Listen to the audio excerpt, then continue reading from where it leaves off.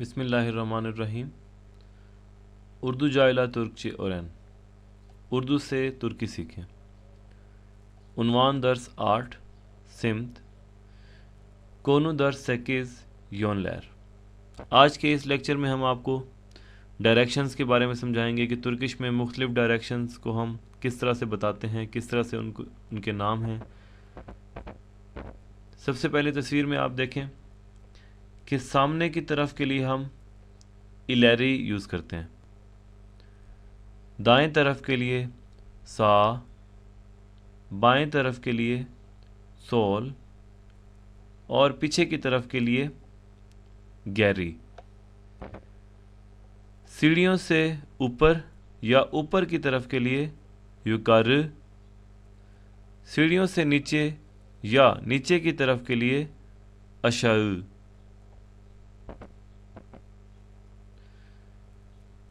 शुमाल के लिए कुज़े, जुनूब, गुने, मशरिक, दोऊ, मगरिब, बत। शुमाल मगरिब कुज़े बत, जनूब मगरिब गुने बत, जनूब मशरिक गुने दोऊ, शुमाल मशरिक कुज़े दो। इसी तरह से चीज़ों की प्लेसमेंट, कोई चीज़ किधर पड़ी हुई है उसके हवाले से कुछ डायरेक्शंस हैं, सिमत हैं।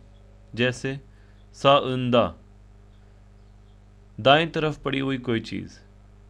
सोलुंदा, बाएं तरफ पड़ी हुई कोई चीज़। आरका संदा, पीछे की तरफ पड़ी हुई कोई चीज़। कारश सिंदा, आमने सामने पड़ी हुई कोई चीज़, कोई ऐसी चीज़ जिसका मुंह आपकी तरफ है, कारश सिंदा। önünde, आपके सामने पड़ी हुई कोई चीज़। üstünde, किसी भी चीज़ के ऊपर पड़ी हुई कोई चीज़, उसको हम üstünde कहेंगे। altında, किसी भी चीज़ के नीचे पड़ी हुई कोई भी चीज़, altında। yanında, किसी भी चीज़ के करीब पड़ी हुई कोई भी चीज़, yanında। içinde, किसी भी बॉक्स, किसी भी कंटेनर के अंदर पड़ी हुई कोई चीज़, içinde। arasında, कुछ चीज़ों के दरमियान में पड़ी हुई कोई चीज़, जैसे डाइनिंग टेबल कुर्सियों के दरमियान में होती है, उसको हम कह सकते हैं arasında। ऊपर की मंजिल में या कोई चीज़ ऊपर पड़ी हुई है, दूसरी मंजिल पे, तीसरी मंजिल पे, उसे आप कह सकते हैं शुकारसिंदा। और इसी तरह से अगर आप दूसरी या तीसरी मंजिल पे हैं तो नीचे की मंजिलों में पड़ी हुई कोई भी चीज़ अशासिंदा के नीचे की तरफ। अब इन सारी डायरेक्शंस को मैंने फिगर्स के ज़रिए समझाने की कोशिश की है, मैं आपको दिखाता हूँ। ये हमारे पास एक कमरे की पिक्चर है, इसमें काफ़ी सारी डायरेक्शंस कवर हो जाती हैं। हम सबसे पहले शुरू करते हैं पहली डायरेक्शन से, सहपा कोलतुक लारिन अरासिंदा। अरासिंदा का मतलब है कि दरमियान में, सहपा टेबल को कहते हैं, और कोलतुक लारिन ये जो सोफ़े पड़े हुए हैं, यहाँ पे ये सोफ़ा पड़ा हुआ है, यहाँ पे दो सोफ़े पड़े हुए हैं। तो सहपा कोलतुक लारिन अरासिंदा का मतलब ये है कि टेबल, ये टेबल है, सहपा ये इस सोफ़े और इन दो सोफ़ों के दरमियान में पड़ी हुई है, तो हम कहते हैं सहपा कोलतुक लारिन अरासिंदा। इसी तरह से बितकिलैर वाजुनुन इचिंदे, बितकिलैर कहते हैं पौधों को, वाजो कहते हैं वाज को, डेकोरेशन पीस को, इचिंदे इनसाइड, उसके अंदर। तो हम कह रहे हैं बितकिलैर वाजुनुन इचिंदे, कि बितकिलैर यानी पौधे वाज के अंदर हैं। शोमिने मासनिन आर्कसिंदा, शोमिने कहते हैं अंगीठी को, ये अंगीठी यहाँ पे लगी हुई है, इसको हम कहते हैं शोमिने। मासा टेबल, इसको आप सहपा भी कह सकते हैं। आर्कसिंदा पीछे की तरफ। तो आप देख रहे हैं कि टेबल जो है आपके सामने पड़ी हुई है और इस टेबल के पीछे हमारे पास अंगीठी है, तो हम कह रहे हैं शोमिने मासनिन आर्कसिंदा, कि अंगीठी वो टेबल की पीछे की साइड पे है या उसकी बैक साइड पे है। वाजो आइनन यानिंदा। वाजो कहते हैं डेकोरेशन पीस को, या वाज जो हमारे पास मुख्तलिफ डेकोरेशन के तौर पे यूज़ होता है। आईना शीशे को कहते हैं। यानिंदा करीब। वाजो आइनन यानिंदा कि ये जो वाजो है वो इस शीशे के करीब है।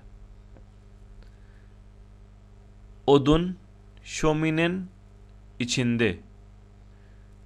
ओदुन कहते हैं लकड़ी को, शोमिने मैं आपको बता चुका हूँ अंगीठी को, इछिंदे इनसाइड।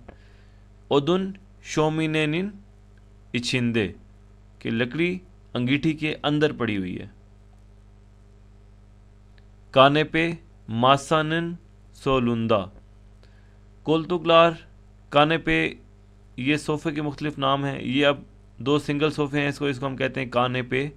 मासा टेबल, सोलुंदा लेफ़्ट साइड पे यानी बाएं तरफ। सोफ़े टेबल की दाईं तरफ है, सॉरी सोफ़े टेबल की बाईं तरफ है। सोल कहते हैं बाईं साइड को। और इसके अपोजिट हमारे पास है केने पे मासानिन साउंदा कि जो सोफ़ा पड़ा हुआ है ये टेबल की दाईं साइड पे है। तो दाईं साइड सायुंदा और बाईं साइड सोलुंदा। इसी तरह से तबक मासानिन इस्तुंदे। तबक कहते हैं प्लेट को। प्लेट टेबल के ऊपर पड़ी हुई है। यहाँ पे आप देख सकते हैं कि ये प्लेट हमारे पास पड़ी है, ये टेबल के ऊपर है, तो हम इसे कहेंगे तबक मासानिन उस्तुंदे कि टेबल के ऊपर एक प्लेट रखी हुई है। हल हले कहते हैं कारपेट को। हल मासानिन आलतंदा कि कारपेट टेबल के नीचे है। इसी तरह से मासा शोमेनिन उनुंदे। अब पहले मैंने आपको बताया था कि अंगीठी सोफे के अंगीठी टेबल की बैक साइड पे है। तो अब इसके अपोजिट में बताऊंगा कि टेबल अंगीठी के सामने है, तो हम कहेंगे मासा टेबल शोमिनेन शोमिनेनिन यानी अंगीठी ओनुंदे उसके सामने कि टेबल अंगीठी के सामने है। अब इन्हीं डायरेक्शंस को मैं थोड़ा सा, इनमें 2 कन्फ्यूजन्स होंगी आपको कारशी सिंदा में और ओनुंदे में। कारशी सिंदा कहते हैं हम कोई भी चीज़ बिल्कुल आमने सामने, अगर कोई इंसान आपके फेस टू फेस है तो उससे आप कहेंगे कारशी सिंदा, या कोई बिल्डिंग्स आमने सामने हैं तो उसे उनके फेस भी जो है ना आमने सामने हैं तो उससे हम कहेंगे कारशी सिंदा। यहाँ पे मैंने एग्जांपल दी है, ये प्लेयर्स हैं दोनों फिगर्स में, ये दोनों एक दूसरे के आमने सामने हैं यानी इनके फेस टू फेस हैं, तो इसको हम कहते हैं कारशी सिंदा। ओनुंदे क्या होता है, कोई भी चीज़ आपके सामने होना। जैसे हम कभी कतार बनाते हैं तो लोगों के मुंह अपोजिट डायरेक्शन में होते हैं, यानी अगर आप सामने देख रहे हैं तो आपके सामने वाला भी आप आगे की तरफ देख रहा होगा, तो उसे हम कहेंगे ओनुंदे। जैसे यहाँ पे एक एग्जांपल मैंने दी है कि इस बिल्डिंग के सामने कुछ गाड़ियाँ खड़ी हुई हैं, तो ये जो गाड़ियाँ हैं ये बिल्डिंग के ओनुंदे हैं, ठीक है, यानी उसके सामने। इसी तरह से ये भी एक बिल्डिंग है, इसके सामने कुछ लोग तस्वीर बना रहे हैं या खड़े हुए हैं, तो ये भी क्या होगा, ओनुंदे। अगर ये गाड़ियों का मुंह और बिल्डिंग का मुंह आमने सामने हो जाए फेस टू फेस, तो ये गाड़ियां बिल्डिंग के कारश सिंदा हो जाएंगी, अदरवाइज़ ये उसके ओनुंदे हैं। और ये जो लोग सामने की तरफ मुंह करके खड़े हैं, अगर ये बिल्डिंग की तरफ मुंह कर लें तो ये बिल्डिंग के कारश सिंदा हो जाएंगे, ओनुंदे नहीं रहेंगे।